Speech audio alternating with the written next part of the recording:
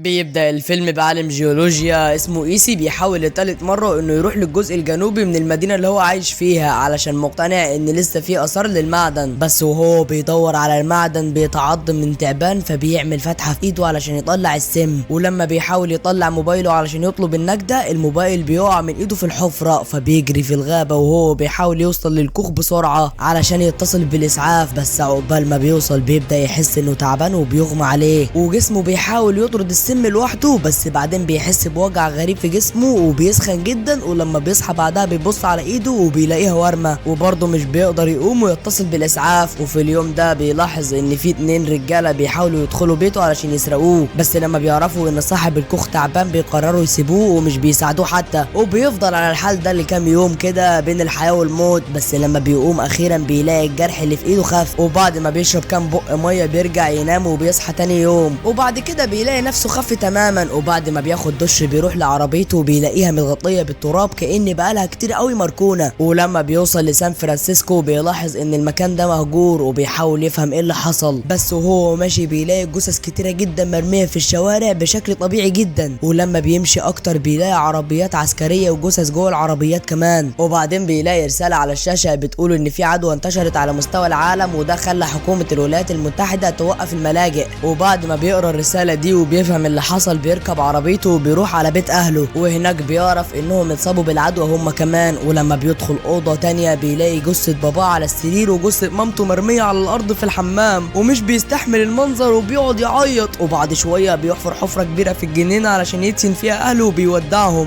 وبالليل بينام في اوضته القديمه، وتاني يوم الصبح بيروح الكنيسه وبيلاقي هناك جثث بالهبل لناس راحت تبات في الكنيسه على امل انهم ينجوا من المرض ده. وبعدها بيروح للسوبر ماركت علشان يجيب شويه حاجات محتاجها وبيحاول يسيب البلد دي، لكن بيكتشف ان الكوبري مقفول فبيتعصب لما بيلاقي ان ده الطريق الوحيد اللي كان هيخرج منه. فبيفضل ماشي بالعربيه لحد ما بيوصل للوس انجلوس وبيلاقيها هي كمان فاضيه، فبياخد دش سخن وبعدها بيقرر يروح للبار. وهناك بيتفاجئ لما بيلاقي واحده اسمها وميلتون بتوري له فيديو بيشرح كل حاجه حصلت بالتفصيل بخصوص العدوى اللي موتت ملايين من الناس على كوكب الارض. وبتقول له ميلتون انها من كام يوم اتقابلت واحد اسمه ين واتقابلوا في نفس الفندق، ومن وقتها وهم بيسكروا علشان يحاولوا ينسوا الناس اللي خسروهم. وتاني يوم الشباب بياكلوا اكل ميلتون اللي بتحضروه، وايسي بيقول وقتها انه ناوي يروح يدور على ناجين تانيين. وفي اللحظه دي بيعرف ان ميلتون وين اللي قابلهم عندهم خطه تانية احسن، وانهم كانوا ناويين ينهوا بيها كل حاجه. والظاهر كده ان مولد الفندق اللي هم فيه مش هيفضل شغال غير كام اسبوع بس، وهم دلوقتي معاهم اكل وشرب كتير جدا، لكن لو الكهرباء قطعت وقتها كل حاجه هتنتهي، وهم كمان هينهوا حياتهم بالمسدس اللي معاهم. وايسي لما بيسمع ده بيسالهم هم ليه ما بيخرجوش للعالم بره ويدوروا على طرق تانية يعيشوا بيها، بس بعد كل اللي عاشوه وشافوه محدش فيهم قادر يعيش اطول من كده، لانهم مش شايفين ان في سبب تاني يخلوهم يعيشوا اصلا. ولما ايسي بيلاقي ان الاتنين ناويين يفضلوا هنا لحد ما يموتوا بيقرر يمشي علشان ما يتجننش معاهم، وبياخد العربية بتاعته وبيبعد. بس وهو سايق بيسوق بسرعة جدا وهو حاسس بالاحباط ومش بيقف غير لما بيلاقي كلب في الشارع، وفي اللحظة دي بيقرر يتبنى الكلب وبيسميه لاكي. وبعد ما بيحطه معاه في العربية بيرجع بلده وبيقرر يقف عند مكتبة، وهناك بيختار كتب عن مواضيع مختلفة علشان يدرسها لانه مش عارف لسه المستقبل مخبيله ايه. وايسي بيقرر يقضي اخر ايام او شهور او سنين هيعيشها وهو في بيت اهله مع كلبه لاكي، وبيعمل كمان روتين يومي جديد وهو مع الكلب بتاعه، ولمدة سنة الاتنين بيقدروا يعيشوا وينجوا من العالم ده. وايسي بيعمل كل اللي يقدر عليه علشان ما يتجننش، وبنعرف انه هو صغير كان دايما بيعتبر العزلة دي نعمة كبيرة جدا، بس دلوقتي هو ما بقاش عنده اختيار تاني انه يشوف ناس اصلا، وبيستوعب ساعتها ان الوحدة دي صعبة جدا. وفي يوم وهو واقف في البلكونة بيشوف بيت طالع منه دخان خارج من المدخنة بتاعت البيت، فبيتمنى انه يكون في حد عايش غيره. وبعد شوية بيقرر يروح للبيت ده، ولما بيروح بيقابل هناك واحدة اسمها ايما، ولما بتشوفه بترفع عليه السلاح لانها بتفكره حرامي. وبعد ما بتتأكد ان مفيش خطر منه بتقرر تدخله لبيتها وبتقوله انها جت البلد دي من كام يوم، وهي بتشرب معاه الشاي بتحكي له شوية عن رحلتها لحد ما وصلت لسان فرانسيسكو، وبتعزمه كمان يبات معاها. وتاني يوم بدل ما ايسي يمشي ويكمل رحلته لوحده بيعرض على ايما انها تعيش معاه في بيته علشان يقدروا يساعدوا بعض ويسلوا بعض في الحياة المنيلة دي. وايما بعد ما ما بتتفرج على بيتها الجديد اللي هو بتاع ايسي بتبص على جودة التربة اللي في الجنينة علشان تشوف لو ينفع يزرعوا فيها حاجة ولا لا. وفي الوقت ده ايسي بيقطع الحبل اللي كان معلقه في السقف علشان يخلص على نفسه، لانه خلاص دلوقتي لقى حد يعيش معاه وبيبدأ يحس ان في سبب يخليه يعيش. ولما بيبص على المخزن ايما بتلاحظ ان في فار في البيت، فايسي بيروح السوبر ماركت يشتري سم فران، وهناك ايما وايسي كل واحد فيهم بياخد عربية علشان يحطوا فيها كل حاجة هم محتاجينها. وايما بتخاف لما بتلاقي جثة امه وبنتها على الارض، وحتى بعد كل اللي عاشته في الكام شهر اللي فاتوا ما بتبقاش قادرة تتعود برضو على منظر الجثث اللي في كل مكان، بس ده بيديلها دافع انها تحاول تعيش لحد اخر نفس. وبعد كام يوم ايما وايسي بيكونوا اتعودوا على بعض خالص ولا كأنهم يعرفوا بعض بقالهم سنين، ومع الوقت بيبقوا اقرب وبيثقوا في بعض اكتر واكتر. وفي خلال ما بيفكر ايسي في موضوع انه يبني عيلة مع ايما، بيروح يجيب الواح شمسية علشان يضمن انه يكون عنده كهرباء في البيت، بس وهو بيعلق اللوح الشمسية دي بيقع من على سطح البيت ورجله بتتكسر. وايما هي اللي بتعالج اصابته دي وبتقوله انها مفتقدة احساس انها تكون وسط الناس. ولما ايسي بيتحسن ايما بتقوله انها حامل، لكن ايسي بيتوتر وبيقلق بعد ما بيسمع الخبر ده، وبيخاف لما يقدرش يضمن لها حماية في وقت الولادة او انه يوفر لابنه حياة كويسة. بس ايما بتساعده يهدى، وتاني يوم على طول ايسي بيروح للمكتبة يدور على كتب بخصوص الولادة، لان طبعا مراته ايما او هنمشيها مراته يعني مش هتلاقي مستشفى ولا دكاترة يولدوها يوم الولادة. وفي الكام شهر اللي بعد كده ايما بتحاول تحافظ على نظام غذائي كويس، بس بيجي عليها يوم وبتحس انها عايزة تاكل لحمة. فالمعلم ايسي حبيبنا وبطلنا بيخرج وبيصطاد وبيجيب لها بقرة، مع انه ملوش في النوع ده من الصيد اساسا، بس بيعمل كل اللي يقدر عليه علشان يوفر احتياجات المحروسة مراته، وبيمشي ورا التعليمات اللي موجودة في الكتاب علشان يعرف يفصل بين اجزاء اللحمة اللي في البقرة. وهو بيعمل كده بيقرف وبيحتاج شوية وقت، وبعدين بيرجع يكمل. وبعد ما بيشيل كل الاجزاء اللي محتاجها بيشيلها وبيرجع البيت لمراته وبيدي لها اللحمة اللي طلبتها. بس ينفع كده يا عزيزي المشاهد ان هو يعمل كل ده لمراته وانا اللي بحكي كل ده؟ ما تعمليش لايك واشتراك؟ لا بعد اذنك انزل اعمل لايك واشتراك وتعالى كمل. المهم ان ايسي اخيرا بيخلص تركيب الالواح الشمسية، وبعد ما بتختفي القطط من المدينة الفيران عددها بيبدأ يزيد لحد ما بتسيطر على شوارع سان فرانسيسكو. وفي نص الليل بيلاقوا فران كتيرة جدا بتقرب عليهم، وايسي بيحاول يبعدها وايما بتضربهم بالنار، وكمان ايسي بيولع نار عشان يخلصوا من الزبالة اللي بتلم الفيران عليهم. وايسي بيرمي بواقي البقرة اللي اصطادها من كام يوم علشان ريحتها بدأت تلم فران اكتر. بس بعد كل اللي بيعملوه ده الفيران بتحاول تدخل البيت برضه، فايسي وايما بيدخلوا البيت وبيقفلوا كل الابواب والشبابيك علشان يمنعوا اي فران من انها تدخل. بس بعد ما بيقفلوا كل ده بيلاقوا الكلب لاكي اتحبس بره، فايسي بيفتح له الباب علشان يخرج ينقذه. فالفيران في اللحظة دي بتستغل الفرصة وبتدخل البيت، وايسي بيفضل الليل كله وهو بيحاول يخلص منهم. وبعد ما بيعرف يخلص منهم وبيرتاح منهم اخيرا بيساعد ايما تعالج جروح لاكي، وبيقدر لاكي انه يعيش فعلا. والايام بتعدي والقطط عددها بيرجع يزيد تاني، وبتحل ازمة الفيران اللي ملت البلد. ولما بيجي ميعاد ولادة ايما جوزها ايسي بيحاول يساعدها بكل الطرق، وبتقدر تولد بسلام من غير اي مساعدة طبية. وبتعدي 6 سنين بعد الازمة دي، وبيكون ايسي راجع البيت بعد يوم طويل جدا من الصيد، وبالصدفة بيخبط حيوان على الطريق. ولما بينزل يشوف الحيوان ده كويس ولا لا بيلاقي بنته بيجري وراها وهو بيحاول ينادي عليها، لكن البنت بتبقى خايفة منه وبتحاول تخليه يبعد عنها. ولكن اخيرا بتفهم انه مش ناوي يأذيها، وبيقول لها ان هو متجوز عنده طفلين، ده غير ان هو ومراته عايشين مع ناس تانيين. وبيقول لها انها تقدر تعيش معاهم لو هي ما عندهاش مكان تاني تعيش فيه، بس هي بدل ما تعيش معاهم بتقرر تفضل في الغابة لوحدها. بس بعد ما ايسي بيرجع لعربيته بتروح وراه وبتستخبى في شنطة العربية. ولما بيوصل البيت ايسي بيشوفها وبيعرفها على عيلته، بس البنت بتفضل ساكتة، فبيقرروا يدوها شوية وقت لحد ما تتعود عليهم. وفي وقت الفجر مورين مرات جورج بتجيب فطار للبنت، بس البنت بتضربها ومش بتخليها تقرب منها، وبنعرف ان اسمها إليفيا. وبعد شوية وقت مورين بتقدر تكسب ثقتها، ولما إليفيا بتدخل تاخد دش مورين بتقرر تبص على الحاجة اللي معاها في الشنطة، وبتلاقي كراسة مرسوم فيها رسومات. بعدين بتدخل تجهز لها أوضة علشان ترحب بيها. وفي الوقت ده جورج جوز مورين وإيسي بيخرجوا يصطادوا، وبيلاقوا الكوخ اللي البنت كانت عايشة فيه مع عيلتها. ومع انهم ما عندهمش فكرة عن اللي حصل لعيلتها، بس بيعرفوا ان في حاجة بشعة حصلت في المكان. واول ما بيوصل البيت بيسمعوا قراية الجواب اللي مورين لقيته في شنطة البنت، وبيفهموا انها بطلت تتكلم بسبب صدمة نفسية عاشتها مع اهلها. وفي الوقت ده عيلة ايسي بيقرر تتبناها علشان يضمنوا انها تعيش طفولة كويسة. وبعد كام اسبوع ايما وايسي بيخلفوا ابنهم الثالث، وكل ده من غير ما يتجوزوا. اخونا مفكر نفسه كريستيانو على فكرة، وبيكونوا طايرين من الفرحة بمناسبة المولود الجديد. وبعد السنة وفي خلال ما الاطفال بيلعبوا بيلعبوا في الجنينه ايسي بيسمع صوت حاجه بتقرب، فبيمسك المسدس وبيروح هو وايما وجورج يشوفوا فيه ايه، وبيلاقوا وقتها عيله مولي، والست بتقول لهم انها قرت اليافطه اللي ايسي كاتبها على الحيطه من 7 سنين بخصوص ان في ناس تانية عايشه، وعلشان كده بيقرروا يدوروا عليهم وبيقدروا يوصلوا لهم. وبعد ما بيدخلوا وبياكلوا، مورين وجورج بيقولوا لهم ان في بيت فاضي في المنطقه علشان لو حابين يفضلوا في البلد، بس المشكله ان ايسي بيعترض على الفكره دي وبيقول لمراته انه مش حاسس انهم يقدروا يثقوا في الناس دي، بس رغم كده ايما بتقدر تتفاهم مع الناس الجديده وتكسب ثقتهم. وتاني يوم ايسي بيخرج معاهم علشان يجيبوا اكل، واثناء ما بيدوروا ومولي بتدخل المستشفى المهجوره وبتلاقي هناك كلب وهي بتدور على حاجات تستخدمها، وبعد ما بتخوف الكلب بطفايه الحريق بتفتح كابينه الادويه وبتاخد كل اللي قدامها. ومع الوقت ايسي بيلاقي انه يقدر يثق في الناس الغريبه دي، وايما بيطلع عندها حق لما تفاهمت معاهم واقنعت ايسي انهم يفضلوا. ومع حمل جين العيله بتكبر اكتر واكتر، والست بتلاقي دعم كبير جدا من اصحابها وبيساعدوها علشان ابنها الجديد. وبعد فتره مورين كمان بتولد اول طفل ليها، وجورج بيتحمس جدا لفكره انه هيبقى اب. وفي وقت قصير العائلات بيبقوا عاملين زي مجتمع صغير وبيتجمعوا كلهم عشان يعملوا حفله لعيد ميلاد هيدز بنت ايسي ال 13. وفي اليوم ده بتحصل عاصفه قويه والبنت بتلاقي ان لاكي مش موجود، وايسي بيقلق على الكلب بتاعه وبيروح يدور عليه، وبعد شويه بيلاقيه ميت تحت غصن شجره وبيزعل عليه جامد وبيفضل يصرخ. وايما اول ما بتسمع صوت صريخ جوزها بتفهم اللي حصل، فبتروح له وبتواسيه علشان عارفه قد ايه جوزها بيحب الكلب ده. وتاني يوم ايسي بيدفن الكلب في الجنينه بكل حزن، لان ده بالنسبه له ما كانش مجرد كلب، لا ده كان صديقه الوفي واللي بيعمل له كل حاجه، واول واحد اتعرف عليه في المحنه اللي هو فيها. واثناء ما ايسي بيشتغل بيلاقي فهد بيقرب من الاطفال عشان يهجم عليهم، فبينط هو قدام الحيوان وبيحاول يواجهه، ولكن الفهد بيعضه. وقتها ما بيكونش فيه غير إليفيا واقفه، واللي لما بتشوف الراجل اللي ساعدها وانقذها وهو في الموقف ده بتنطق اخيرا وبتصرخ وبتنادي على اصحابهم، وبتقدر ان هي تنادي على اصحابهم علشان يجي ينقذوه. وفعلا الناس بتيجي في الوقت المناسب، ومولي بتعتمد على اصحابها علشان يعالجوا ايسي. وايما بعد ما بتطمن على جوزها بتخرج تقتل الفهد اللي عمل فيه كده وبتخلص عليه ب3 طلقات بس. وبعد كام اسبوع ايسي بيرجع يمشي من تاني وبيخف واحده واحده، وبتمر السنين. وبعد كام سنه هيدز بنت ايسي وريف ابن جين الكبير بيقرروا يطلعوا رحله حوالين البلد علشان يعني يشوفوا العالم بره سان فرانسيسكو. وبعد ما بيودعوا اهلهم الشباب بيبداوا رحلتهم وبيوعدوهم انهم بيرجعوا قبل الشتاء. وبعد كام اسبوع العيله بتتاثر بسبب الجفاف وبيروحوا عند شركات الميه علشان يشوفوا ايه المشكله، بس وهم ماشيين بيلاقوا عربيات فيها ناجين تانيين، فبيرجعوا البيت على طول بالعربيه. ولان ايسي بيحاول دايما يحمي عيلته مش بيثق في الناس الجديده دي، لكن تشارلي واللي هو واحد من الناجين بيروح وراهم وبيحاول يتعرف عليهم. وبعد تشارلي ما بيعرفهم بنفسه بيسالهم اذا كان ينفع هو وعيلته يستقبلوهم ولو ليله واحده، حتى ايما بتعزمهم على العشاء. ومن كلامهم مع بعض تشارلي بيقول لايسي ان هو معاه حفار ويقدروا يحفروا بير، وبالفعل ايسي بيوافق وبيبداوا في حفر البير. وفي ال3 ايام اللي بعد كده الرجاله كلهم بيشتغلوا مع بعض علشان يطلعوا ميه من البير الجديد. وفي المقابل تشارلي بيطلب من ايسي انه يروح معاه يملي بنزين علشان يعني اهله يقدروا يكملوا رحلتهم بعد ما يخلصوا، بس ايسي لما بيشوف اسلوبهم بيبدا يشك انهم عاوزين ياخدوا الارض دي. بس لما بيقول كده لايما بتزعق له وبتقول له انه محتاج يثق في الناس اكتر من كده، فهو وبيحاول يكبر دماغه ويفصل شويه عنهم بيطلع يتمشى وبيرجع للغابه لوحده وبيفضل يلف لحد ما بيتوه. في وقت الفجر ايما بتبدا تقلق فبتتجهز علشان تروح تدور عليه، بس لما بتبقى هتخرج بتلاقيه رجع فبتزعق له علشان قلقها عليه جامد. بس بعدين بتلاحظ ان جوزها كان محتاج فعلا يقعد لوحده، ولازم بعد كل الضغوطات اللي هو بيعيشها دي يفصل شويه، وبتقرر تسامحه. وبعد شويه بتبدا تحس انه عنده حق بخصوص تشارلي. والصبح الرجاله بيكملوا حفر لحد ما الميه اخيرا بتطلع، بس وقتها ايسي بيتاكد ان عنده حق، وده لان تشارلي بيظهر على حقيقته وبيقول لايسي انه مش ناوي يمشي من هنا. وفي الليل كلهم بيحتفلوا والمجنون بيهجم على إليفيا في الزريبه، واول ما ايسي بيسمع صوت صريخها بيجري عليها وبيتغاظ من اللي حصل، فبيجمع عيلته كلها وبيتفقوا على اللي هيعملوه في تشارلي، وده لانهم عرفوه على حقيقته وخلاص ما ينفعش يعيش معاهم. وايما اول ما بتسمع باللي حصل مش بتفكر كتير وبتقول على طول ان تشارلي لازم يتقتل، وبتكون معتمده على دعم باقي اصحابها. وبعدها ايسي بياخد الشاكوش في ايده وبيروح لمقطوره تشارلي وبيقول له بكل ذوق انه لازم يمشي حالا من الارض دي، بس طبعا تشارلي بيرفض.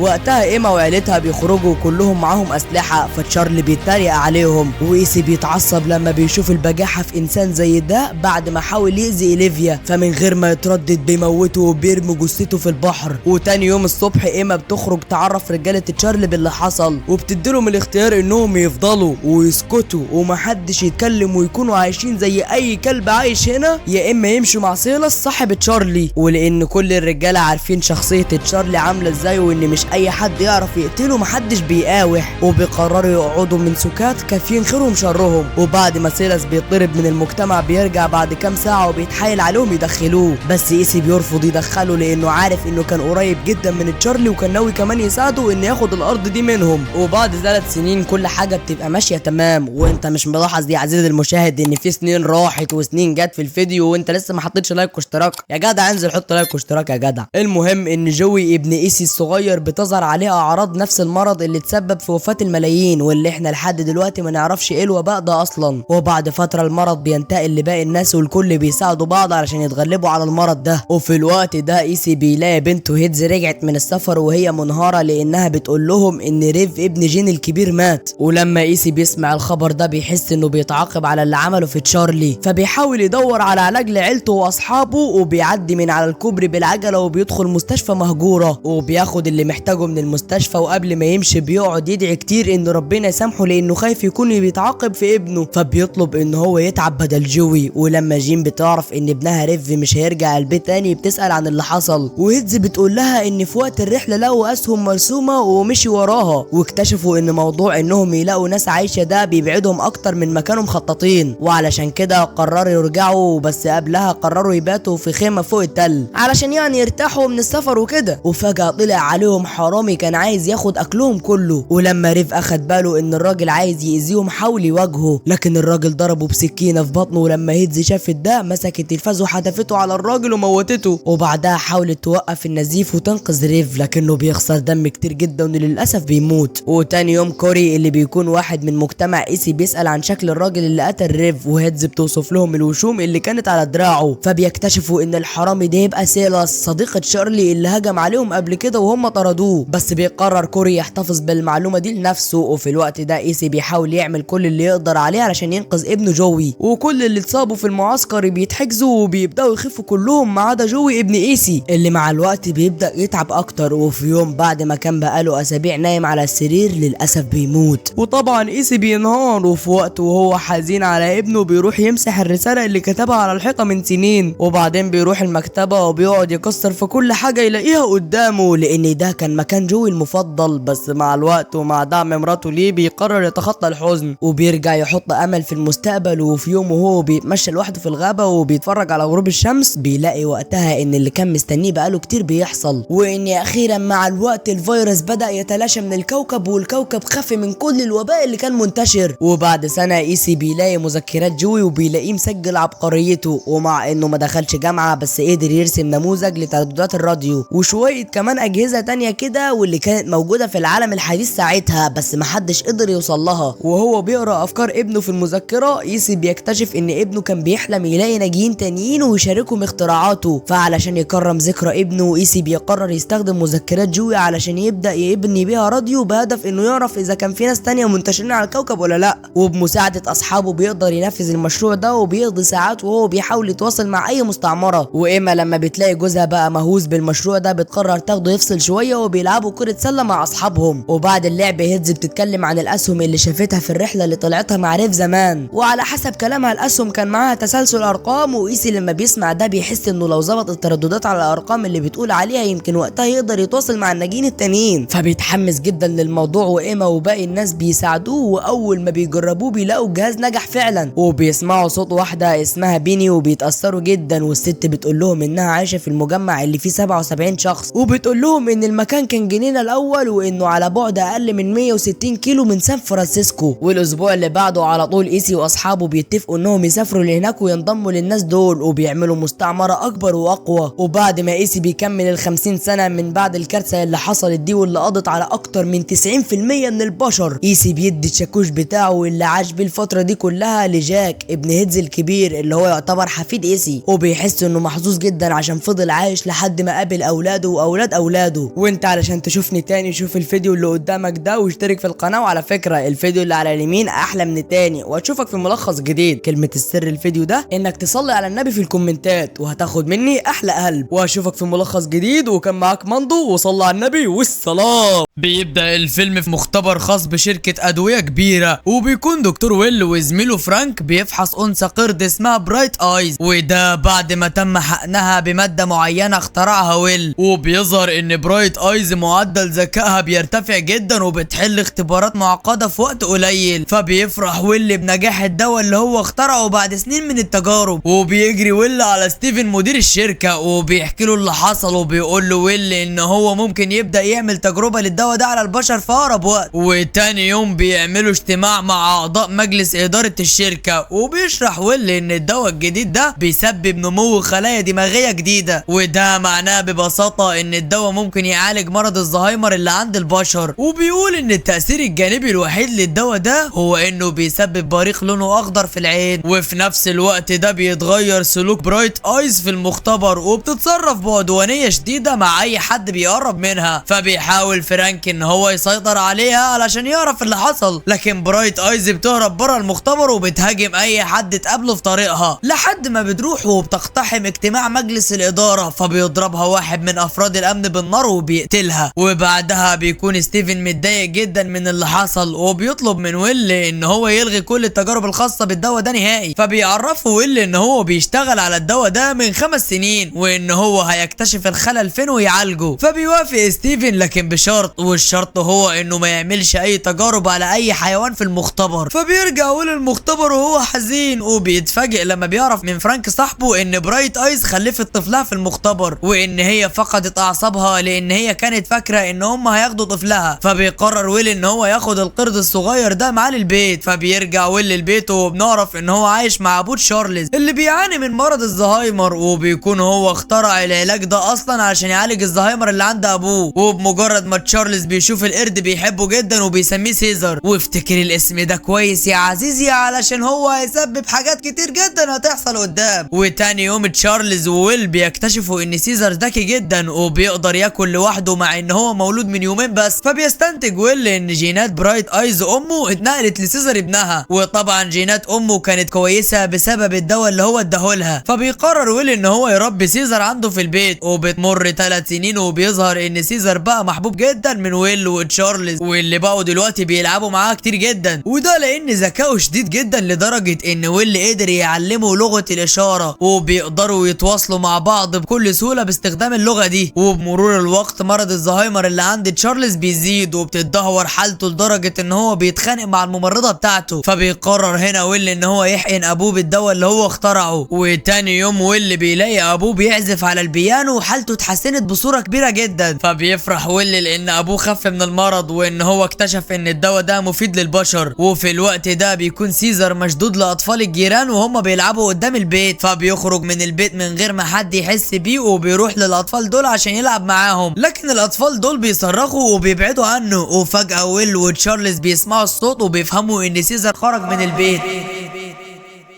وبيهجم جارهم اللي اسمه دوجلاس على سيزر وبيحاول يضربه، ولكن واللي بيزعق له وبيبعده عن سيزر وبيقول له ان هو كان عاوز يلعب مع الاطفال مش اكتر. وبعدها بيكتشف واللي ان سيزر متعور في رجليه، فبياخده وبيروح بيه على العياده البيطريه في حديقه الحيوان، وهناك بتعالجه دكتوره اسمها كارولين. وبتعجب كارولين بذكاء سيزر وبتتفاجئ ان هو بيتواصل مع ويل بلغه الاشاره. وبيقول سيزر لويل ان هو وكارولين لازم يخرجوا مع بعض ويتعشوا سوا. فبتروح كارولين معاهم البيت وبتنصح ويل ان هو يودي سيزر مكان اكبر من البيت، لان هو قريب جدا هيكبر وهيبقى ضخم الحجم وهيبقى محتاج مساحه واسعه علشان يتحرك فيها بحريه. فبياخده وبيروح بيه على غابه اشجار الصمغ علشان يقضي وقته في اللعب بين الاشجار. وهناك سيزر بيمد ايده لويل بطريقه معينه، فبيستغرب ويل، لكن كارولين بتمسك ايد ويل وبتحطها على ايد سيزر وبتعرفه ان دي طريقه الاستئذان عند القرود. وبعد ما سيزر بياخد الاذن بينطلق بين الاشجار وبيكون في قمه سعادته. وبتعدي 5 سنين وبيكبر سيزر اكتر. بس في حاجه لازم اقول لك عليها يا عزيزي، انت مش ملاحظ ان في 8 سنين عدوا وانت لسه ما حطيتش لايك واشتركت في القناه؟ عيب والله. المهم بنرجع لسيزر اللي بيوصل لاعلى شجره في الغابه علشان يشوف المدينه كلها قدامه. وفي يوم وهم راجعين من الغابه سيزر بيشوف قدامه كلب على رقبته طوق زي الطوق بتاعه، فبيتضايق هنا سيزر وكرامته بتنقح عليه وبيسال ويل بلغه الاشاره هل هو الحيوان الاليف بتاعه ولا لا. فبيقول له ويل ان هو مش الحيوان الاليف بتاعه وان هو صاحبه وصديقه. فبيساله سيزر فين اهلي وايه اللي حصل لهم. فبياخده ويل وبيروح بيه قدام المختبر اللي هو اتولد فيه وبيحكي له على كل اللي حصل لامه وعن الدواء اللي خلى نسبه ذكائه عاليه. وتاني يوم ويل بيكتشف ان حاله ابوه بتسوء من تاني وبيروح ويل المختبر وبيعرف ان جسم ابوه قدر ينتج اجسام مضاده للدواء وده معناه ان الدواء دلوقتي اصبح بدون فايده بالنسبه له. وفي الوقت ده بيخرج تشارلز من البيت لوحده وبيركب عربيه دوجلاس جارهم وبيحاول يسوقها ولكنه بيخبط في العربيات اللي في المكان. فبيخرج دوجلاس من بيته وبيتخانق مع تشارلز وتشارلز ما بيكونش عارف يرد عليه ويفسر هو عمل كده ليه. وبيشوفهم سيزر من الشباك وبيتعصب لانه بيشوف دوجلاس وهو بيضرب تشارلز. فبيخرج من البيت وبيهجم على دوجلاس وبيضربه وبعدها الشرطه بتيجي وبتقبض على سيزر وبيحطوه في ملجأ للقرود وده بأمر من المحكمه. فبيحاول ويل ان هو يطمن سيزر وبيقول له ان هو هيفضل فتره بسيطه بس هنا بعدها هيخرج تاني للبيت. وبيفضل سيزر متضايق وحزين لانه هيعيش في المكان ده لوحده. وفجاه بيسمع صوت بينده عليه فبيمشي ورا الصوت وبيلاقي نفسه موجود في قفص حديد وسط قرود كتير جدا. وفي الوقت ده بيكون ويل بيحاول انه يخرج سيزر باي طريقه لكن الموظفه بتقول له ان هو قدامه 90 يوم علشان يكمل استئناف على حكم المحكمه. وبعدها بيرجع ويل لبيته وبيلاقي حاله ابوه بتسوء اكتر من الاول. فبيروح تاني يوم على شركه الادويه وبيقابل ستيفن وبيحكي له ان الدواء نجح في علاج ابوه ولكن جسمه عمل مضادات للعلاج وبيعرفه ان هو محتاج وقت وامكانيات اكتر علشان يطور الدواء من تاني. فبيسمح له ستيفن ان هو يستخدم المختبر بتاع الشركه تاني وبيلغي الشرط بتاع ان هو ممنوع يعمل تجارب على القرود وكل ده في سبيل نجاح الدواء. وفي نفس الوقت بيكون سيزر محبوس في القفص بتاعه وبيجي دوجي ابن صاحب الملجأ وبيوزع الاكل على القرود لكن الاكل ده ما بيعجبش سيزر وغصب عنه شويه من الاكل بتيجي في وش دوج. فبيتغاظ دوج من سيزر وبيقرر انه يعاقبه وبيجيب خرطوم الميه وبيوجهه على سيزر وبيفتح عليه الميه فبيقع سيزر على الارض من شده الالم. وفي الوقت ده بيكون ويلي شغال على تطوير تركيبه الدواء بتاعه وبيقرر ان هو يجربه على قرد اسمه كوبا وبتبقى التجربه دي هتتم من خلال استنشاق كوبا للدواء. واثناء التجربه بيدخل كوبا في حاله صدمه وجسمه بيترعش جامد وبيخلع خرطوم الغاز من مكانه وبينتشر الغاز في المكان كله وبيتخلع قناع فرانك زميل ويل فبيستنشق فرانك كل كميه الدواء الخارجه من خرطوم الغاز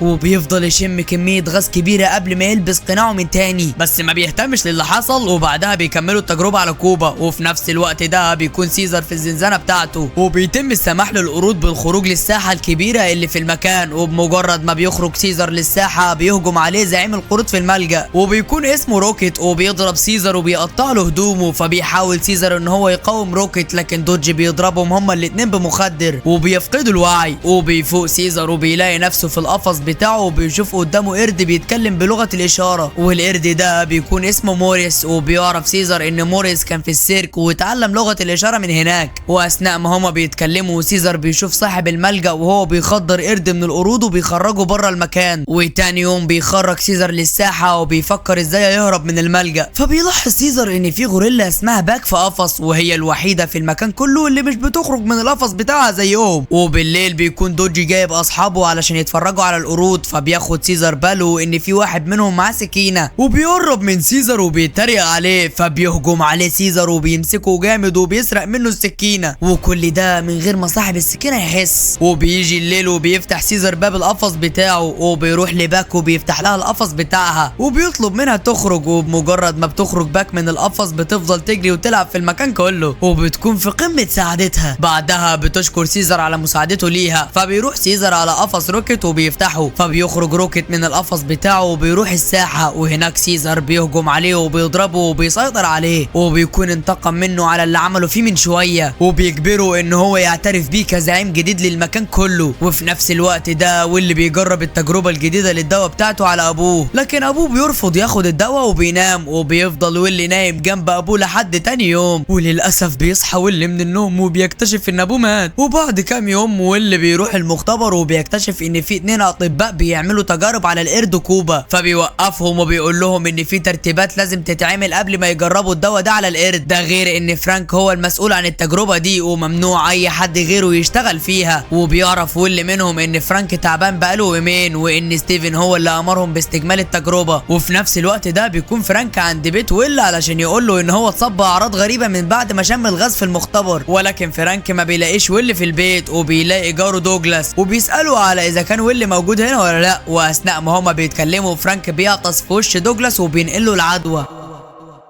العدوى اللي بيها هيتغير مسار الفيلم بالكامل قدام. وفي نفس الوقت واللي بيكون في ملجأ القرود وبيقدم رشوة لصاحب الملجأ علشان يفرج عن سيزر، لكن واللي بيتفاجئ ان سيزر بيرفض ان هو يخرج معاه اصلا. فبيقول له صاحب الملجأ ان سيزر لقى راحته مع القرود اللي زيه، فبيمشي واللي من المكان وهو زعلان لان سيزر رفض يرجع معاه البيت. وبيجي الليل وبيخرج سيزر من القفص وبيوزع بسكوت على كل القرود. ولما بيجي وقت الخروج للساحة موريس بيسأل سيزر بلغة الإشارة هو ليه بيوزع بسكوت عليهم، فبيقول له سيزر ان هو لوحده هيبقى ضعيف، انما لو القرود كلهم اتحدوا معاه هيبقى اقوى بكتير. فبيقول له موريس ان كل القرود اغبياء، لكن سيزر بيكون عنده رأي تاني لان هو ناوي يهرب من الملجأ، وبيقرر ان هو يخلي كل القرود اللي في المكان اذكياء زيه، وده علشان يساعدوه في خطته. بس لحظة، هو هيعمل كل ده ازاي؟ من نفس التركيبة اللي هو بقى ذكي بسببها. وبعدها بيقدر سيزر يعرف كلمة المرور الخاصة بالباب الرئيسي، وبالليل بيخرج من الملجأ من غير ما حد ياخد باله، وبيروح على بيت ويل وبيدور على الدواء بتاع ويل. وبالصدفة سيزر بيلاقي اسطوانات الغاز اللي فيها التركيبة الجديدة للدواء واللي كان هيستخدمها ويل على ابوه. فبياخدها سيزر وبيرجع على الملجأ وبيفتحها وبيرميها على الارض، فبيخرج منها الغاز وبتستنشقه كل القرود اللي موجودة. وتاني يوم بيتأكد سيزر ان عيون القرود اتحولت لون الاخضر، فبيفهم ان الدواء اشتغل وبقوا اذكياء وهيقدروا يفهموه. فبيجمعهم قدامه وبيشرح لهم اللي هيتم. وبيجي وقت رجوع القرود لاماكنهم وبيفضل سيزر واقف لوحده في الساحة ومش بيرضى ان هو يرجع للقفص بتاعه. فبيتعصب دوج من اللي بيعمله سيزر وبيروح له وبيحاول يصعقه بالكهرباء، لكن سيزر بيتفادى الصاعق وبيمسك دوج وبيضربه وبيحبسه مكانه في القفص. وبعدها بيخرج سيزر باقي القرود من الاقفاص، وفجأة بيفوق دوج وبيخرج من القفص وبيمسك الصاعق من تاني وبيهجم على سيزر علشان يكهربه، لكن سيزر بيتحرك بسرعة وبيمسك خرطوم المية وبيفتحه على دوج فبيتكهرب وبيموت. وبعدها سيزر بيؤمر كل القرود بالخروج من الملجأ وبيروح بيهم على مقر شركة الأدوية. وتاني يوم بيصحى ويل في بيته وبيلاحظ غرفة سيزر مفتوحة، فبيتصل بالملجأ علشان يطمن عليه، لكن للمفاجأة ان محدش بيرد عليه. فبيقلق على سيزر وبيروح على الملجأ، وهناك بيكتشف ان القرود مش موجودة. فبيفهم ان سيزر قدر يهرب هو والقرود من الملجأ، وبيستنتج ان سيزر هياخد القرود ويروح بيهم على غابة الصمغ علشان يعيشوا فيها. وفي نفس الوقت ده بيوصل سيزر وباقي القرود للشركة وبيقتحموها، وبيقدروا ان هم يحرروا كل القرود اللي موجودين هناك، وبيحرروا برضو القرود اللي بيعملوا عليهم اختبارات. وبعدها بيتحركوا في طريقهم لغابة اشجار الصمغ، وبيكون ستيفن في طريقه للشركة وبيجيله تليفون، وبنعرف ان فرانك مات وده بسبب استنشاقه للدواء، وبيعرف ان الدواء ليه تأثير مميت على البشر. وبمجرد ما ستيفن بيدخل الشركة بيلاقيها متدمرة بسبب هجوم القرود. وفي الوقت ده واللي بيكون في طريقه لغابة اشجار الصمغ وبيشوف القرود وهم على الكوبري، وبتكون قوات الشرطة مستنيينهم في اخر الكوبري علشان يخلصوا عليهم. بس على مين؟ ده مش قرد عادي، ده سيزر. والمهم ان سيزر بيقسم القرود لثلاث مجموعات، واول مجموعة بتكون بقيادة روكيت،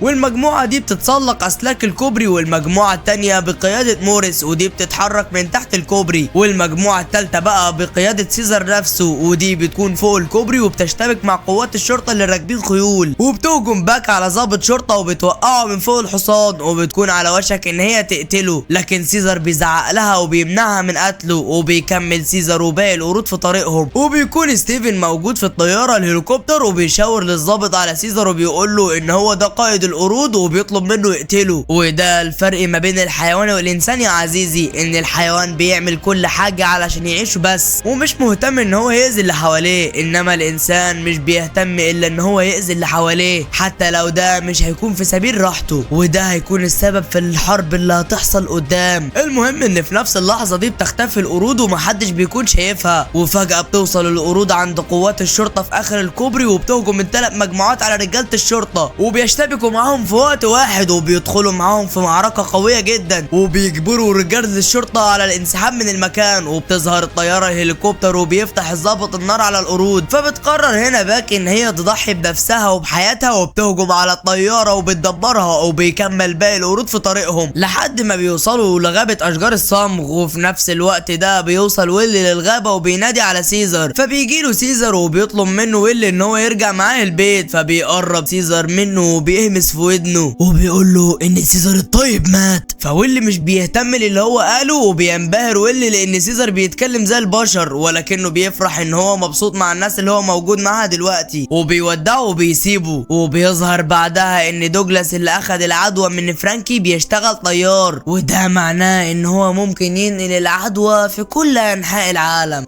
الفيلم بيبدأ بسجن غريب مكون من عدة أدوار، الأكل فيه خلال دقيقتين بس، واللي بيتبقى بينزل الأدوار اللي تحت. وفي السجن ده بيصحى جورينج من النوم وبيلاقي نفسه في زنزانة عليها رقم 48، والزنزانة ما كانش فيها أي حاجة غير سرير وحمام، وفي نصها موجود حفرة عميقة جدا. وجورينج ما كانش لوحده في الزنزانة، كان معاه واحد اسمه ترماجاسي، وكان في زنازين كتير زي اللي هم فيها مترقمين بعدد الأدوار، وكل واحدة من الزنازين دي كان فيها 2 مساجين. كل يوم كان في ترابيزة بتنزل فيها كمية كبيرة جدا من الأكل، وكل زنزانة كان قدامها دقيقتين بس قبل ما الأكل ينزل للدور اللي تحته، فكان لازم تاكل بسرعة أكبر كمية تقدر عليها. وطبعا كل ما كنت في دور تحت أكتر كل ما كانت فرصتك إنك تاكل أقل. وعلشان يعدلوا ما بين المساجين كل شهر كان بيعيدوا ترتيبهم من تاني. ولما جورينج شاف الترابيزة لأول مرة ما أكلش منها لأنه مش جعان دلوقتي، وفضل يسيب الاكل للادوار اللي تحت. بس زميله تريماجاسي كان بياكل بفجع شديد جدا ولا كانه ما اكلش من 1900. وبعد ما خلص اكل المقرف تف على الاكل علشان ينزل للادوار اللي بعده وما يعرفوش ياكلوا منه، وبيقول لجورينج هو بيعمل كده لان الادوار اللي فوقيهم بيعملوا كده. وجورينج بياخد تفاحه من الترابيزه وبيحتفظ بيها علشان ياكلها بعدين. بس بمجرد ما الترابيزه نزلت الدور بتاعهم بدات تسخن جامد، وبنكتشف ساعتها ان ممنوع على المساجين الاحتفاظ بالاكل، فبيضطر جورينج انه يرمي التفاحه والا هيموت من ارتفاع الحراره. وجورينج بيبدا يفتكر المقابله اللي عملها قبل ما يدخل السجن ده، وكمان افتكر انه وقع على ورقه بتلزمه انه ما يخرجش من السجن الا بعد المده اللي اتفقوا عليها. وبنعرف ان جورينج وافق انه يدخل السجن ده لمده 6 شهور، وفي المقابل هياخد شهاده دبلومه معتمده. وكل شخص من المساجين كان مسموح له انه ياخد حاجه واحده بس معاه للسجن، وجورينج اختار انه ياخد روايه معاه للسجن. وتاني يوم جورينج ما اكلش حاجه من الترابيزه، اما تريماجاسي فكل بفجع زي المره اللي فاتت. وجورينج سال تريماجاسي عن قصته وايه السبب اللي خلاه يجي هنا وايه قصته. وساعتها تريماجاسي قال له ان في يوم كان بيتفرج على التلفزيون وشاف اعلان للسكينه دي وعجبته جدا فاشتراها، وتاني يوم نفس الاعلان عرض سكينه احلى من اللي قبلها بسعر اقل. فتريماجاسي وقتها اتعصب جدا وخد التلفزيون ورماه من الشباك، ولسوء الحظ التلفزيون وقع على دماغ واحد بيعدي من تحت بيته وقتله. وبعد الحادثه تم القبض على تريماجاسي وخيروه بين مستشفى الامراض العقليه او السجن اللي هو فيه حاليا. وطبعا تريماجاسي اختار السجن. وتريماجاسي قال لجورينج ان اكبر زنزانه نزل فيها كانت رقم 132، وان في زنازين اكتر من الرقم ده بكتير لانه كان شايف الزنازين اللي تحته. وكمان قال له ان مفيش اكل بيوصل للادوار اللي تحت دي، وده كان اسوأ شهر عدى عليه في الفترة دي كلها لانه عاش لمدة شهر في الادوار اللي تحت. واول ما جورينج سمع كلام تريماجاسي اترعب من انه ينزل للادوار اللي تحت، وبدأ يزعق في المساجين اللي تحت علشان يعملوا حساب اكل الناس اللي تحتهم، بس مفيش حد رد عليه. وتريماجاسي وقف على حرف الحفرة وبدأ يعمل حمام على الترابيزة، وقال لجورينج ان الحاجة اللي اختار يجيبها معاه السجن كانت السكينة اللي اشتراها من الاعلان. وتاني يوم جورينج كل من ترابيزة الاكل، الاكل، وفجأة في واحد وقع على الحفرة من الادوار اللي فوقيهم، وجورينج كان مستغرب جدا من انتحار الراجل لانه بياكل كويس بحكم انه في دور اعلى منهم وبيجيله اكل اكتر. بس تريماجاسي قال لجورينج ان الموضوع ده طبيعي جدا وبيحصل كتير جدا، بس مفيش حد من الاداره بيتصرف في الموضوع ده. وتريماجاسي حكى لجورينج عن حكايته في كل الزنازين اللي كان فيها، وقال له انهم هيغيروا الزنزانه اللي هم فيها في نهايه الشهر، وفهموا ان زمايل الزنزانه بيفضلوا دايما مع بعض ما بيتغيروش. وساعتها جورينج فهم ان تريماجاسي اكل زميله السابق لما كان في الادوار اللي تحت، وده اللي خلاهم يتجمعوا مع بعض في زنزانه واحده. ولما ترابيزه الاكل جت تاني يوم كان في واحده اسمها مهارو كانت قاعده عليها، وجورينج كان قلقان على مهارو لانها كانت مصابه، بس تريماجاسي قال له فكك منها دي عبيطه وركز في الاكل. وكمان قال له ان ميهارو كانت متعوده تنزل للادوار كلها مره كل شهر علشان تدور على ابنها، وقال له كمان انها بتقتل اي حد بيجي معاها في نفس الزنزانه، وده على امل ان ابنها يجي معاها في الزنزانه المره اللي جايه. وتريماجاسي كمل كلامه وقال لجورينج ان الراجل اللي وقع من الحفره ممكن تكون هي اللي رمته. وبيقول له تريماجاسي انا ما اكلتش زميلي اللي كان معايا في الادوار اللي تحت، زميلي اصلا كان ميت وانا بحكم جوعي اكلت جثته. ولما ميهارو نزلت الدور اللي تحتهم المساجين اللي كانوا في الدور اللي تحت شدوها وكانوا عايزين يستمتعوا بيها، وجورينج فضل يزعق فيهم بعلو صوته علشان يسيبوها.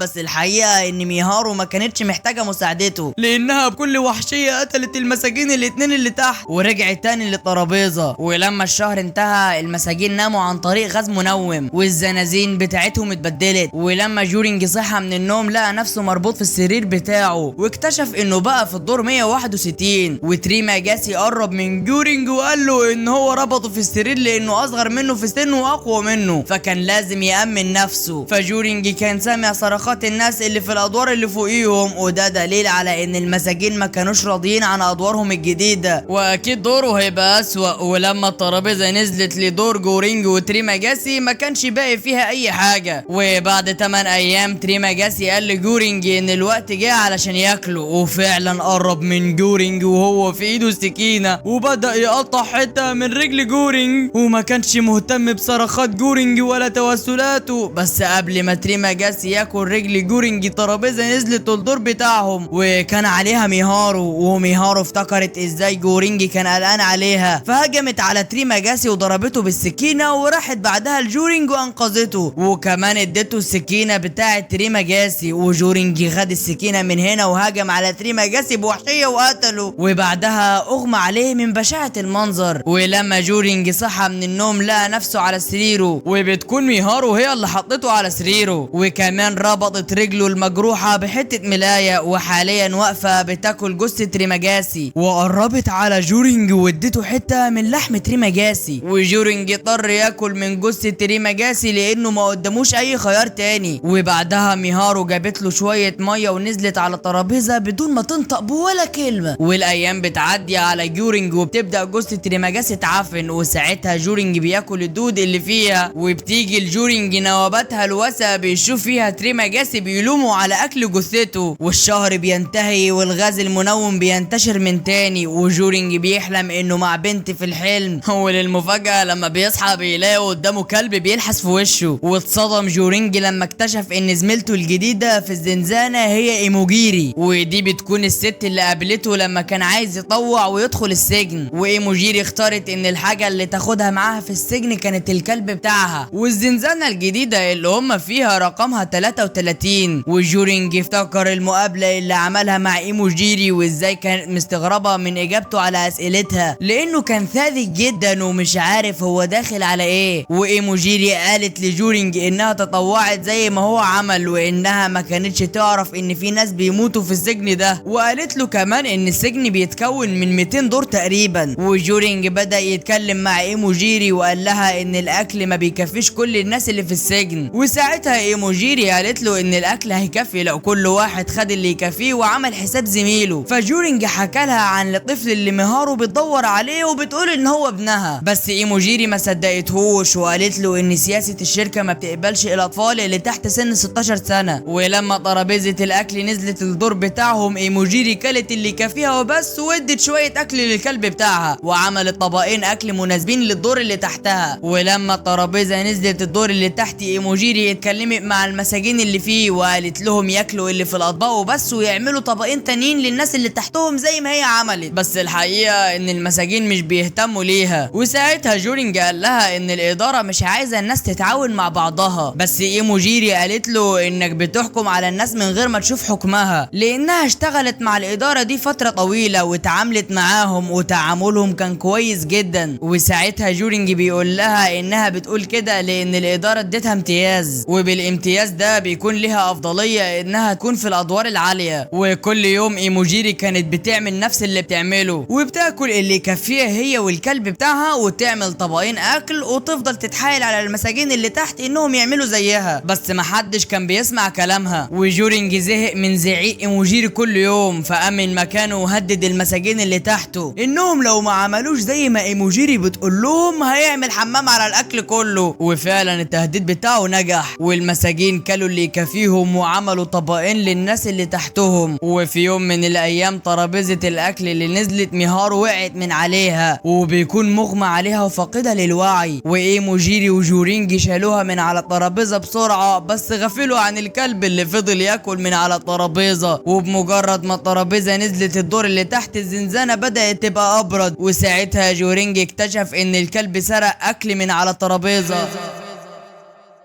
واضطر يجري الزنزانة كلها علشان يرجع الاكل. وبالليل جورينج ساب السرير بتاعه لميهارو ونام على الارض، بس صحي في وسط نومه على صوت خناق، وده لان ميهارو كلت الكلب بتاع ايموجيري. وتاني يوم ميهارو نزلت من زنزانة ايموجيري وجيرونج على الترابيزة بتاعت الاكل، وجورينج حكى لايموجيري قصة ميهارو وابنها، بس ايموجيري فاجئته وقالت له ان ميهارو جت لوحدها من 10 شهور، وحكت له ان ميهارو كانت ممثلة مقطوعة من شجرة وانها جت هنا متطوعة زيه. وايمو بتقوله انها ندمانة انها بعتت الناس للسجن لانها ما كانتش عارفة حقيقة المكان هنا. وكملت وقالت لجورينجي انها كانت بتحارب السرطان لمدة 3 سنين، بس للأسف السرطان اتمكن منها فطوعت انها تيجي هنا وتشوف ايه اللي بيحصل. وفضلت طول مدة وجودها تحاول تنصح الناس انهم يراعوا بعض في الاكل، بس للأسف ما نجحتش في المهمة دي. وفي اخر يوم في الشهر جورينج قال لايمو انها تيجي تاكل من الترابيزة لانهم ممكن ما يلاقوش اكل بكرة اول ما الزنازين بتاعتهم يتبدلوا. بس ايمو بتكون مكتئبة جدا لدرجة انها ما كانتش عايزة تقوم من على السرير بتاعها. وتاني يوم جيرونج صحى من النوم لقى نفسه في الزنزانة رقم 202، وده معناه ان في ادوار اكتر من العدد اللي كانت ايمو تعرفه. بس للاسف اكتشف ان ايمو شنقت نفسها بملاية السرير. في اللحظة دي جورينج بدأ يهلوس من تاني وشاف تريماجاسي قدامه، وتريماجاسي كان بيسأله اذا كان هو هياكل جثة ايمو زي ما كان بياكل جثته. وبعد شوية تريماجاسي ما بقاش لوحده، ده كمان ايمو والكلب بتاعها انضموا ليه، وفضلوا هما التلاتة يزنوا عليه علشان ياكل جثة ايموجيري. وجورينج بيحاول بكل جهده ان هو يحول تفكيره عن الهلوسات دي، وكان بيشغل نفسه باي حاجة تانية. ولما كان بيجوع كان بيقطع من الرواية اللي في ايده وبياكل الورق بتاعها علشان يخدع معدته. وكمان خد حته من طبق ازاز وبدا يعد الايام على الحيطه. وللاسف مع الوقت جوع ازاي تسيطر على جورينج، وساعتها يضطر انه ياكل جثه ايموجيري. وتريماجاسي بدا يظهر له من تاني وكان بيقول له على احلى حته تتاكل في جسم البشر. وعدى شهر كمان والادوار اتغيرت من تاني، واول ما جورينج بيصحى بيكتشف انه لقى نفسه في الدور رقم 6، وكمان اكتشف ان اللي معاه في الزنزانه تبقى واحده قتلت نص اللي في السجن وهي ميهارو، وبتجري عليه علشان تخلص عليه بالسكينه. بس بنكتشف ان كل ده كان حلم، والحقيقه ان زميل جورينج الجديد كان اسمه بهارت، وبهارت اختار انه ياخد معاه للسجن الحبل. وكان مبسوط جدا لانه في الدور رقم 6، لانه كان عاوز يخرج من السجن عن طريق التسلق للادوار اللي فوق. وطلب من الناس اللي في الدور الخامس يساعدوه، وفي الاول المساجين اللي فوق مرضيش يساعدوه، بس في النهايه وافقوا. ولما واحد فيهم مسك الحبل الحبل بهارت بدأ يتسلق عليه، وللأسف المسجونة التانية عملت حمام على بهارت، وبهارت اتصدم من ردة الفعل وساب الحبل بسرعة وكان هيقع في الحفرة، بس لحسن الحظ جورينج مسكه قبل ما يقع في اللحظة الأخيرة، وللأسف الحبل بتاعه وقع. وبتيجي ترابيزة الأكل بعدها والاتنين بياكلوا منها وهم سامعين المساجين اللي فوق بيتريقوا عليهم. ومع مرور الوقت جورينج بدأ يهلوس تاني وبيشوف تريماجاسي وإيموجيري، وتريماجاسي بدأ يمدح فيه لأول مرة وقال له إن ماشي على الطريق الصح لأنه قدامه شهر واحد بس ويخرج من هنا. بس إيموجيري بدأت تقول له إن هو لازم يشتغل الشهر ده ويحاول يصلح أحوال الناس في السجن. وجورينج جات له فكرة إن هو يجبر الناس على إنهم يراعوا بعض، وطلب من بهارت إنه يساعده. وجورينج قال لبهارت إنهم هينطوا على الترابيزة وياخدوا في إيدهم أي حاجة ممكن يستعملوها كسلاح ويجبروا الناس إنهم ياكلوا اللي يكفيهم وبس. وأيام ما كان جورينج في الدور 202 حسب الوقت اللي الترابيزة بتاخده علشان تتحرك، وبناء عليه قال إن عدد الأدوار 250. وبهارت عجبته الفكرة وكسروا هما الاتنين حديد السرير وعملوه سلاح ونزلوا على الترابيزة لحد الدور السابع. وجورينج قال لبهارت إن الناس اللي في الدور السابع كلوا امبارح وأكيد هياكلوا بكرة فمش هياكلوا النهاردة، وكمان هيمنعوا أي حد يقرب من الأكل لحد الدور 50. وقال إنهم هيوزعوا من أول هناك لأن الناس دي بيوصل لها أكل قليل جدا. بس بهارت اتردد في الأول لأن الناس دي ساعدوه إنه يطلع بالحبل في الأسابيع اللي فاتت، بس لما واحد من الناس دول بدأ يتصرف بعنف بهارت فهم وجهة نظر جورينج وعمل كل اللي قاله عليه، والاتنين بدأوا ينزلوا للأدوار اللي تحت وكانوا بيمنعوا أي حد إنه يقرب للأكل لحد ما وصلوا للدور اللي كان فيه راجل عجوز اسمه برانج. وبرانج كان رجل حكيم يعرف بهارت وكان موافق جدا على فكرتهم، بس حذرهم وقال لهم إن الإدارة مش هتهتم باللي هم بيعملوه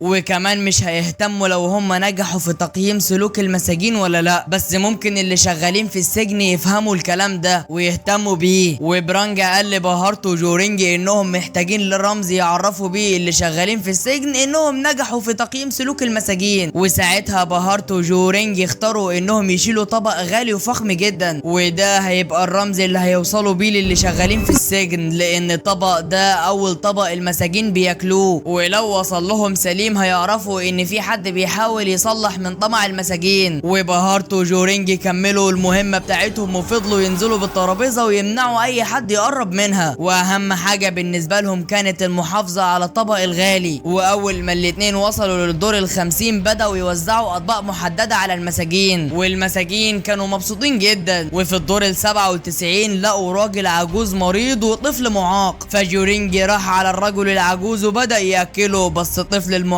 قال لهم انهم ما يتعبوش نفسهم لانه كده كده هيقتل الراجل العجوز اول ما هم يمشوا وهياكلوا. وفي الدور اللي بعده جورينج لقى ان في جثة لشخص واحد بس وتوقع ساعتها ان ميهارو صحيت في الدور ده. ولما بهارت وجورينج وصلوا للدور 250 الترابيزة ما وقفتش وده معناه ان في ادوار اكتر من كده. وفي الدور 251 لقوا 2 مساجين بيهاجموا ميهارو، وواحد من المساجين كان معاه سيف والتاني كان ضخم وقوي، وبالتالي ميهارو ما كانتش قدامها اي فرصة قدامه. فبهارت وجورينج هاجموا عليهم بسرعة علشان ينقذوا ميهارو والموضوع كان صعب بالنسبة لهم، بس بهارت قدر يقتل الراجل اللي معاه السيف وراح بسرعة علشان يساعد جورينج. بس للأسف ميهارو كانت ماتت وجورينج كان زعلان جدا على صاحبته، بس بهارت سحبوا بسرعة للترابيزة ونزلوا هما الاتنين والاتنين كملوا ونزلوا وكانوا بيساعدوا كل المساجين اللي بيقابلوهم. وللأسف كان في أدوار كتير فاضية وما كانش فيها إلا جثث، بس أخيرا الترابيزة وقفت عند الدور 333 وده معناه إن ده الدور الأخير. وفي الأول كانوا فاكرين إن الدور ده فاضي، بس فجأة في طفلة خرجت من تحت السرير والطفلة دي تبقى مالي الطفلة المفقودة. وبهارت وجورينج نزلوا من على الترابيزة وراحوا ناحية الطفلة، وبمجرد ما نزلوا من على الترابيزة نزلت في حفرة في الأرض. وجورينج طلب من بهارت يرمي الطبق الغالي في الحفرة علشان علشان يوصل للي شغالين في السجن. بس بهارت رفض، والغريب في الموضوع ان درجة حرارة الزنزانة ما اتغيرتش بالرغم انهم خدوا اكل من الترابيزة. وبعدها بهارت ادى الطبق اللي معاه المالي، وبعدها التلاتة فضلوا في الدور الاخير. وجورينج كان بيجيله هلوسات تاني، بس المرة دي ما كانش بيشوف ايموجيري وتريماجاسي بس، لا ده بقى يشوف ميهارو هي كمان. وفجأة بهارت ظهر له هو كمان في هلوسته وقال له ان طفلة مالي هي الحل. ولما جورينج فاق من الهلاوس اكتشف ان صاحبه بهارت مات بسبب جروحه. ولما الترابيزة نزلت تاني جورينج خد مالي وقعدوا على الترابيزة ونزلوا في الحفرة، والمكان كان مظلم جدا. وفجأة تريماجاسي ظهر لجورينج وقال له انزل من على الترابيزة لانك نجحت في الاختبار. وبعدها طلعت الترابيزة من تاني وعليها مالي علشان تختبر رحمة الناس ويشوفوا مين هينجح في الاختبار تاني. وكل ده يا صديقي كان مجرد اختبار علشان يكتشفوا بيه رحمة الناس، واللي هيبدي الطفلة دي على نفسه ويحاول يوصل بيها لاخر دور وياخدها معاه هو اللي بينجح في الاختبار. وبيخلص الفيلم. وفي جزء تاني لو عايزين اكتبوه في الكومنتات، وكمان اشترك في القناة، وكمان اشترك في قناة فيلم كومبو اللي بينزل عليها التجميعات. وبس، كان معاك مندو، صلى على النبي وشوف فيديو من اللي قدامك دول، وسلام.